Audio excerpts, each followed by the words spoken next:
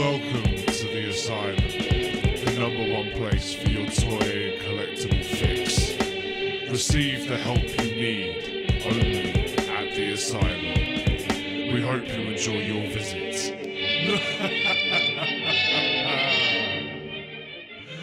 Yes. Welcome one and all to episode 5 of the Asylum Show. In this episode we'll be showcasing our latest personal and stock pickups. We have a special guest on the show, CJ of the Asylum, and she'll be discussing her thoughts on the evolution of Harley Quinn, and then we'll end the episode by taking a closer look at the latest 10.5-inch Ravager Groot from Guardians of the Galaxy. So let's jump straight into our showcase and see what we found this week. Okay, so we're kicking off personal and stock pickups with personal collection. And we're starting off with this guy, number 3 on the Gamorrean Guard army. Not much more to be said. I think by now we've all learnt that I've got a bit of an obsession with these, and I'm going to keep picking them up every time I find them.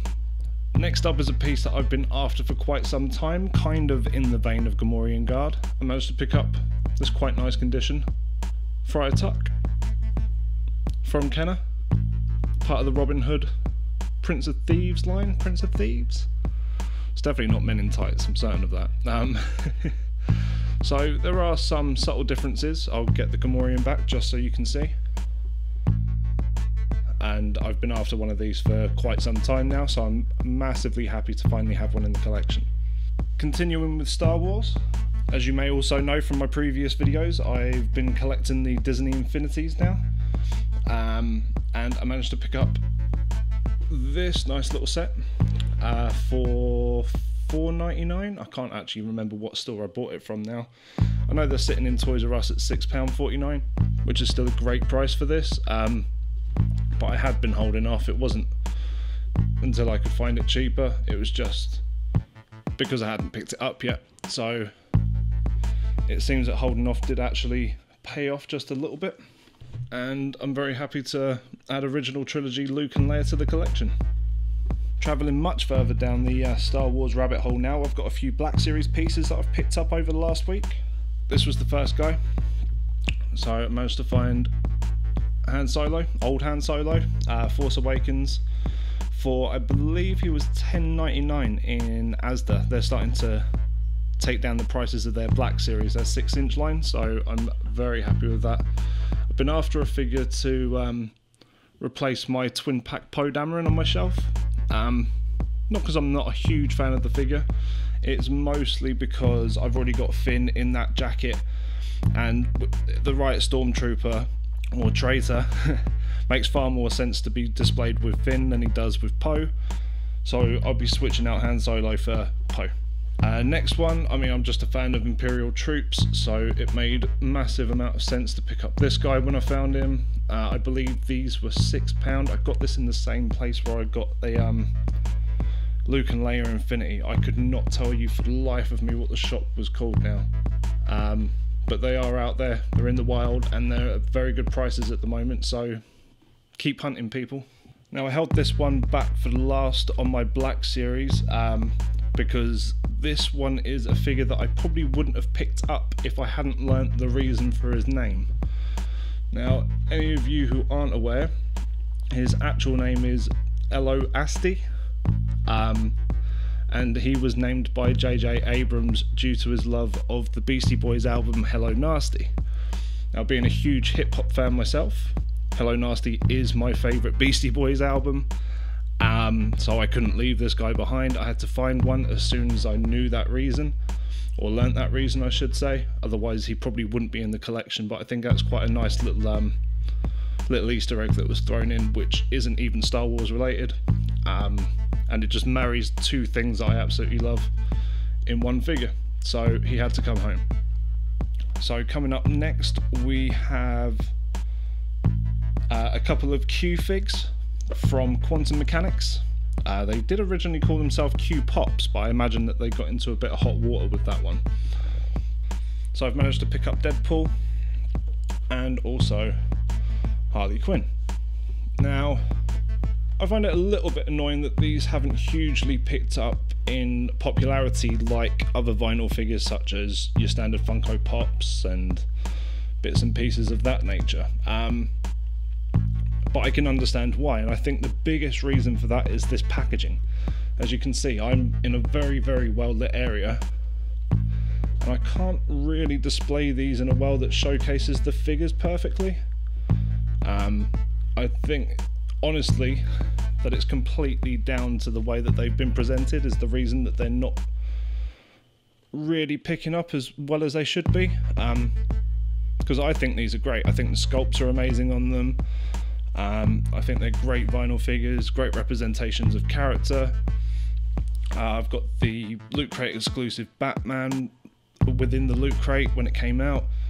I've got the Incredible Hulk, and he is amazing. The paint and detail is stunning. And I just don't understand why these haven't really picked up in popularity, other than people see them on the shelves and they're not really sure what they're seeing. Yeah, so I think definitely if Quantum Mechanics are going to carry on with this line, they should definitely improve on the packaging, open that window up a bit more, and just, yeah, change it around. Maybe go with something similar to Infinity. I know people try to stay away from blister packs these days, but honestly, like, they'd really improve sales on these things if they improved on the packaging. That's my personal opinion. I don't work for Quantum Mechanics, so I can't really say much more than that. Maybe someone's watching. Now, I've been picking up a lot of the Combiner Wars figures lately, and no exception, I picked up Bombshell. I think he's $5.99. I picked him up in TK Maxx. They seem to be getting a few of these in now, and if you can pick up this class of Transformer for less than a tenner, I'd say buy them all day long. They're great little pieces. It's mostly what I have on my Transformers shelf, apart from a couple, I think it's the Perceptor set, and I just love them. They're great little toys. If you can get them at reasonable prices, I mean, even retail for a lot of these are actually quite reasonable at about £10 to £12, but less than that and you're laughing. So he had to come home with me. Okay, so the next couple of pieces are going to be aliens. Now, this big guy I couldn't actually get in my booth properly for video purposes, so I've only got still images, and it is stunning. Good friends of ours, nerd404.co.uk, we were down his this weekend, and this was a little gift to my other half, and it is phenomenal. So big shout out to Nerd404. I'll put a link to his Instagram in the description below. Okay, so the next piece on our personal pickups, and I say our because I actually bought this for my better half, is the Diamond Select Vinimates or Minimates Big Chap. Now this is the larger scale version of their Minimates line. It's more of a statuette rather than an actual figure like their standard Minimates. But I saw this guy. We've got some of the smaller alien pieces from the Minimates line, and I just thought, do you know what, I'm going to treat the other half, given that she has an obsession with Alien almost as much as I do with anything else, and I think he looks great. I'm going to have to wait for her to let me know whether she's going to unbox him or not, and I'll try and get some better shots of him at some point in the future. Okay, so next up we've got stock pickups. Now I've got a huge amount of Mighty Max, so I'll run through those really briefly, what we managed to get or what I've managed to pick up. Some are complete, some aren't. Because of that, I think I'm going to pop them all together in a big bundle. So what we've got first is one of the little shrunken heads in Brain Face. We've got one of the smaller sets in Axeman. I've got a couple of the Battle Warriors. So first one we have here is little Lava Beast. I'll see if I can pop these in here actually in frame. So little Lava Beast. Got the Battle Warriors Gargoyle. Got the Trapped by Arachnid set. It's very cool. There's a lot of these that I had as a kid myself, actually. I absolutely love Mighty Max. I wish we'd get something similar, or if not a reboot of Mighty Max sometime soon. That would be really, really cool. Next up, we've got the Dino Land playset. Got the Battle Cat playset. They're not all going to fit into frame. I'll see what I can squeeze in though. Next up, we've got the Jaws of Doom playset. Now you'll already see straight away we're missing a couple of pieces here and there, but it doesn't take away from the playability. Next up is my personal favourite, and I'm not sure if he's going to be sold just yet, but I do have a Temple of Venom. I remember getting this as a gift for being a good boy at the dentist when I was a kid. Well, those were the days. I wish I got rewarded for going to the dentist now. And next up, another one of my favourites from when I was younger. We've got Skull Dungeon. Okay, a couple of larger pieces I'm definitely not going to be able to fit into the shop. We've got a Magus, or Magus, however you want to pronounce it. One of the larger playsets. Nearly complete actually. I'm quite impressed with this piece. Annoying that his thumb snapped off there. But otherwise he's in great shape, really nice. And then last but not least, we have Terror Talons. And then we even got some bootlegs. Now I actually think I remember seeing these when I was little, like little pound shop type things. They're definitely not official Bluebird Mighty Max, but I'm going to pop these in the bundle just the same. Just because they're a little bit different. And then next up I'm going to chuck in an image of all the extra figures and bits and pieces that I'm going to pop with this lot. I haven't actually divvied out the Mighty Max figures like Max himself, just simply because actually matching which one goes to which set is a little more difficult than anticipated. But I have checked all the monsters and villains and bits and pieces, and they were all the ones that are present are with the correct sets. So just see the rest of these figures as little bonuses, to be fair. Right, so carrying on with the stock pickups, we have a couple of Black Series C-3PO, Force Awakens, which will be coming to the Asylum soon. I managed to get in a case of the Mattel Multiverse, DC Multiverse figures. I think these are great personally. I've got the Batman in my personal collection. So we've got the Armoured Batman and Robin from Dark Knight Returns, the TV series Supergirl, and we've also got a couple of the Doomed Superman in.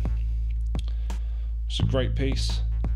And then last but not least on our stock pickups, I'm annoyed I was only able to grab one of these, or find one of these I should say.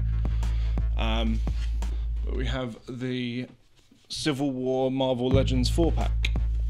I knew I wouldn't be able to fit this in the frame. So I will take a still image and show that probably right about now. And that about wraps things up for our personal and new stock pickups. If you have any questions, please feel free to ask in the comments below. They're not up on the website just yet, but they will be up on the collectorsasylum.com. Keep an eye on that for future stock updates, and also if you keep an eye on our social media, so our Instagram, Facebook, Twitter, they're the places that we put out our new stock notifications straight away. So if you follow us on any of those platforms, you will be one of the first to know when these bits are available on the website. Okay, back to me. Just to reiterate, all of the new stock pickups that you saw in that segment just now will be available at thecollectorsasylum.com in the next couple of days. To keep up to date with our latest stock updates, please make sure you follow us on Twitter, Facebook or Instagram. Links in the description below, and that's where you'll find the latest news on what's happening at the Asylum. Coming up next, as I said at the top of the show, we've got a special guest, CJ of the Asylum. Please give her a warm welcome as she hosts this week's Rec Room discussion, where the topic will be the evolution of Harley Quinn. Enjoy. Hi guys, CJ here of the Asylum, and I'm here today to talk to you about everyone's favourite good girl gone bad, Harley Quinn. Now, I'm a child of the 90s and I was lucky enough to catch the animated series the first time round. If you haven't seen the animated series, 1, have you been living under a rock? And 2, go and watch it. Now, seriously, go and watch it now, I'll wait. But in all seriousness, the animated series is amazing. Created in 1992 by Bruce Timm and Eric Radomski, the Batman animated series follows Batman's escapades in protecting Gotham City. From the beginning, we're introduced to a collective of well-known characters, from Bullet, Alfred, Commissioner Gordon, to some lesser-known characters such as Maxie Zeus and the Condiment King. Now, during these character developments for the Joker's henchmen, it was Paul Dini who thought of adding a female to the gang. Little did they know at the time that this female would come to be one of the favourite, most well-known and well-loved DC characters today. I am, of course, talking about Harley Quinn. I fell in love with Harley. As a young kid, I was always taught girls are just as strong as boys. Anything you can do, I can do better, so to speak. So to have this fun, cheeky, boisterous female to look up to, it was great. She wasn't so much a Disney princess, she wasn't waiting for a miracle, she was one of the boys. She was strong and stubborn, and that's why I really loved her. But here's where I start to worry. I'm scared that the Harley that I knew back then isn't the Harley that we're seeing now. With the steady rise of comic book films, more media outlets have grasped onto well-known characters, Harley Quinn being one of them. She's been in comics, graphic novels, video games, and of course more recently, Suicide Squad. I just find myself criticising her with every new outlet that she appears in. Let's talk about Harley's outfits. The classic red and black bodysuit and the mallet. They're iconic, so why change it? I appreciate that character development is inevitable, but I feel like each time Harley gets a new outfit, it gets a little more trampy. I get it, sex sells, but I don't see DC putting Ben Affleck in a pair of Speedos hosing down the Batmobile. It's like each time Harley's shorts get a little bit shorter, she gets a little bit dumber. Okay, sure, we can criticise her stability, her mental stability, based on the fact that she is in love with the Joker. But let's not forget that she was a psychiatrist at Arkham. Harley often sounds babyish and it drives me crazy. I just can't stand it. Yep, she may have questionable morals, but that doesn't mean that she has the IQ of a peanut. So why the grating voice? One of my absolute favourite Harley moments is from an episode titled Harley's Holiday. It's a really fun outlook into Harley's personality and who she is aside from being just the Joker's girlfriend. She's fun, she's innocent, and she's ditzy, but she's certainly not stupid. Hey, don't I know you? I don't think so. Something about that chin. I know! You're Bruce Wayne, the boy billionaire! More recently, I really don't feel like video games have given her a fair representation. She seems more like a trophy character. Short shorts, short skirts, doing flips with the baby voice, and I feel like she's definitely more of a trophy as opposed to a team player. Die, you big ugly bat!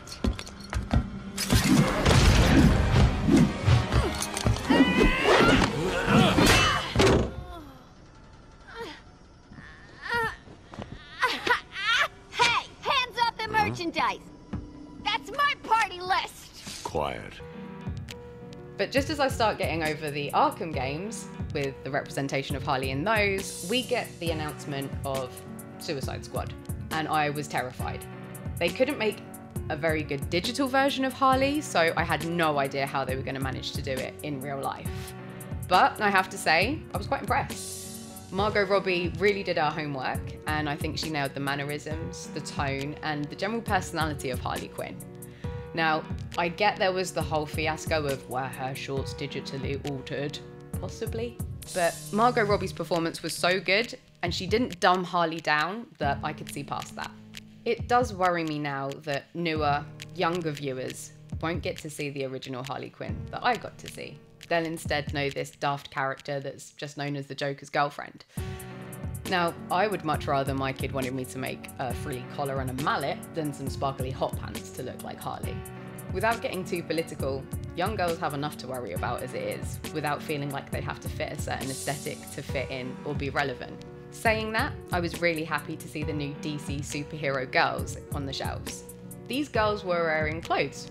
Sensible, normal clothes. They also looked like regular girls with regular figures. It has always bothered me that these women run about in high heels and low-cut tops, jumping off of buildings. I've seen people do that, and they don't look like Catwoman, I promise you. The reality is, I think the responsibility lies with directors and artists to deliver a Harley Quinn that is true to origin, but also stays relevant in today's world. So, what are your thoughts on this? Do you think we need to stop focusing on the aesthetic of a character and delve more into their backstory and origin to really appreciate who they are? Or do you think I'm getting a bit carried away? Do you think the same could be argued for male characters in either the DC or the Marvel universe? And lastly, what are you hoping for from the proposed Harley Quinn Gotham City Sirens movie? Personally, I want to see some hyenas. Thanks for joining me, guys. I hope to see you again soon. Some great points brought up there by CJ of the Asylum. Hopefully we'll be seeing her again in future episodes. If there's any questions you have about anything mentioned in that segment, or you feel that anything was missed out, please feel free to let us know in the comments below, and we'll touch on those in a future episode. Coming up, we'll be taking a closer look at the 10.5-inch Ravager Groot. Let's jump straight in. And here he is in his packaging. Great big open window box showcasing the figure inside. What looks like a hand-drawn piece of Groot in his Ravager outfit at the bottom alongside the Guardians logo and of course his name. We get the Guardians and movie graphics on both sides, as you can see here. Then if we turn in once more, we get a great product mock-up and a spoiler-filled bio, which I'd suggest not reading if you haven't seen Guardians 2. Of course, like all Walmart shared exclusives, we don't get the Walmart sticker on our packaging. Here is an image of the American release, just so you can see what we're missing. So upon freeing him from his card and plastic prison, I have to say first of all the paint apps on this little guy are some of the best I have seen from Hasbro in a long time. The palette is varied and the application is nice and clean. I do however find it odd that he only has 3 points of articulation, 5 if you include his wrists. I was tricked a little by his neck. On first appearance it looks like it should be on a ball joint but only has a swivel. Now I can understand the lack of leg joints to keep production costs down given the construction is predominantly hollow, but the lack of a ball joint neck seems like an odd choice and really limits your play, display and photography options. Another instance of Hasbro not being 100% sure what demographic they were making this toy for. Given its size, build and aesthetic, I'd call this a child's toy aimed at the Titan 12-inch action figure market. But the price point of £20 dictates otherwise. What they may have been better off doing is producing this in a single piece statuette, making it super detailed and appealing to more of a vinyl figure collector's market, for around the same price. Don't get me wrong, I think he's great. The detail that's gone into this Groot in regard to his sculpt and paint work are near on perfect. Plus the fact that once he's on display the lack of articulation won't make much of an impact. I just wish I had more options for how he gets displayed and can't help but feel like he costs £5 more than he should. But I can look past this purely based on his detail, and can only assume that that's what Hasbro are banking on. This has been a closer look at the 10.5-inch Ravager Groot. Back to me. And that brings us to the end of episode 5. I hope you've enjoyed everything in this episode. If you feel there's anything that we missed, please feel free to mention them in the comments below, or send us a message via thecollectorsasylum.com. If you like the episode, please be sure to give us a thumbs up, subscribe to our channel, and hit that notification bell so you know when the next episode is available. I've been Mike of the Asylum, and I'll see you soon.